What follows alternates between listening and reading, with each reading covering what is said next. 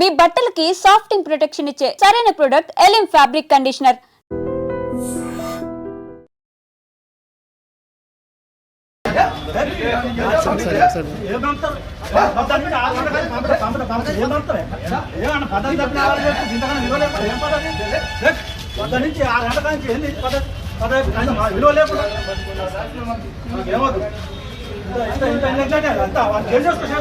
పోలీసులు ప్రజాస్వామ్యం ప్రజలు కాపాడుతుంది ఇంత ఘోరం అని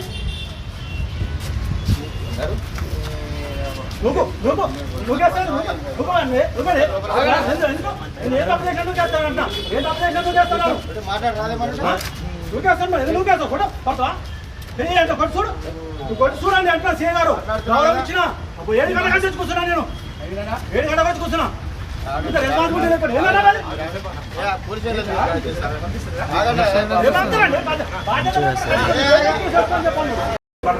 అదే చేస్తున్నా మీరు చేసేవాని మీకు జిజ్జెట్ ఉంటే బాగుంటుంది. డిపార్ట్మెంట్ గౌరవం కాబట్టి బాగుంటుంది. మీరు ఏమన్నా ఏం పెట్టినా పిల్లవాడి పోస్ట్ ఏమన్నా తెలుసు ఏం పెట్టినా బాబు అది నువ్వు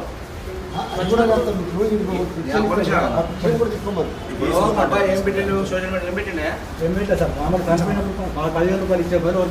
చనిపోయినప్పుడు 10,000 రూపాయలు ఇచ్చే బదులు బతుకున్నప్పుడు ఇల్లు కట్టిస్తే బాగుంటది అన్నాడు. ఎవరికేమైనా ఉపయోగం మాట అంటే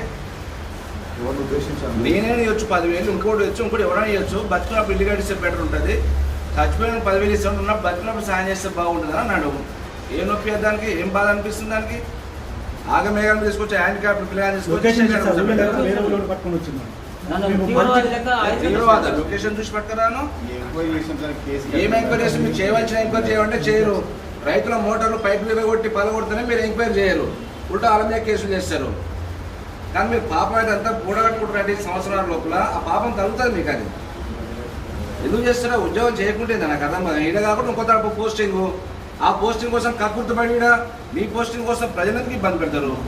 మీరు మనసంపూర్ణ ఎందుకు చేస్తారు? ఉద్యోగాలు ఎందుకు చేస్తారో ఉద్యోగాలు చాటుపోతాం ఒకటి మాట్లాడతాం, బయటకు వస్తే గల్లపాటి నెట్టేస్తాం. మండల పాటి ప్రజల్ని షెట్టి కూడా వేసుకోవద్దని చెప్పిన నెట్టేసాక నెట్టేస్తా ఆఫీస్ రావద్దా? బయటకు వస్తే ఆఫీస్ నుంచి బయట నెట్టేస్తుంటారు. ఖచ్చితంగా మీకు మూల్యం చెల్లిస్తారు ప్రజలు.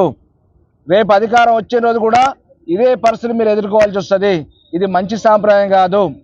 న్యాయ వ్యవస్థను కాపాడండి, ప్రజాస్వామ్యం ల్యాండ్ ఆర్డర్ని కాపాడాలి. కానీ చట్టపరంగా చట్టానికి విరుద్ధంగా మీరు మా పిల్లల మీద మా కార్యకర్తల మీద మీరు కేసులు కట్టుకుంటూ పోతే చూస్తూ ఊరుకోవడానికి సిద్ధంగా లేము. ఇప్పటికి 18 నెలలు అయింది, అయ్యేది లేదు పోయేది లేదు గవర్నమెంట్ తోటి. ఇంతకంటే ఎక్కువ కట్టుకుంటారు, కేసులు కట్టుకుంటాం. కానీ మేము కూడా ప్రజాక్షేత్రం మీ బట్టలు ఉడిపే కార్యక్రమం చేస్తాం. మీ డిపార్ట్మెంట్ని గౌరవిస్తున్నాం. మీరు దిగజారు చేస్తే మేము కూడా మీ రకంగా చేయాలని కూడా మేము ఆలోచిస్తాం. ఎందుకంటే ప్రజాస్వామ్యంలో మాకున్న పద్ధతిలో న్యాయ వ్యవస్థతో ద్వారా ఏ రకంగా ముందుకు పోతాం. కానీ అతిమీరి మీరు పనిచేయడం అనేది మంచిది కాదు. ఇప్పటికైనా మీరు పద్ధతి మార్చుకోవాలని చెప్పి రాజశేఖర్ గారి సిఐ గారికి విజ్ఞప్తి చేస్తూ, అదేవిధంగా ఈ నాగబాబుని ఎవరైతే బెదిరిస్తుండో ఆ బెదిరించినది కూడా పిటిషన్ ఇచ్చిన అతను మీ ఏమంటే మరి చట్టపరంగా చర్యలు తీసుకోవాలి. ఊలేకపోతే కాల్చి తిరగొడుతూ సంస్థ చేస్తానని బెదిరిస్తుండు. మరి ఆ రికార్డు ఇప్పుడు సిఐ గారికి వినిపించడం, మరి దాని మీద ఏ పార్టీ చర్యలు తీసుకుంటారో మీరు అందరూ మీడియా వాళ్ళు కూడా చూసారు. దాని మీద చర్య తీసుకోకుంటే ఫర్దర్గా మళ్ళీ పార్టీ కార్యక్రమం ఇస్తాం. ఖచ్చితంగా ఈ నగరగల్లో పెద్ద ఎత్తున కూడా ఆందోళన కార్యక్రమం చేసే కార్యక్రమం. ఎందుకంటే 1-2 కాదు 18 నెలలు అన్ని పోలీస్ స్టేషన్ ఇదే పరిస్థితి ఉన్నది. మా పార్టీ నాయకులను బయటకు వెళ్ళిచ్చే పరిస్థితి లేదు, స్టేషన్లో వచ్చే పరిస్థితి లేదు. వాళ్ళు చెప్పింది మాకు వేదవాక అయిపోతుంది తప్పితే వేరే లేకుండా అయిపోతుంది. ఇలా పోలీసు రాజ్యం నడుస్తుంది, అటవిక పాలన నడుస్తుంది, రాక్షస పాలన నడుస్తుంది. నగరగల్ నియోజకవర్గంలో ప్రతి చోట కూడా అదే పరిస్థితి. ఇప్పుడైనా కొద్దిగా మరి ప్రజాస్వామ్యం కాపాడే పద్ధతిలో మరి ఖచ్చితంగా చట్టాన్ని గౌరవించి మేము వస్తున్నాం. డిపార్ట్మెంట్ మాకు గౌరవం, కానీ మీరు చట్టాన్ని తొంగలో తొక్కుతురు. ఎందుకంటే ఆ యూనిఫామ్ వేసుకుని కూడా ప్రయోజనం లేకుండా పోతుంది. ఖచ్చితంగా ఆ గౌరవం కాపాడే పనిలో ఉండండి ఇప్పుడైనా దయచేసి. నిజంగా ప్రస్తుతం ఉన్నటువంటి సమాజం దేనికి ప్రయారిటీ ఇస్తుంది?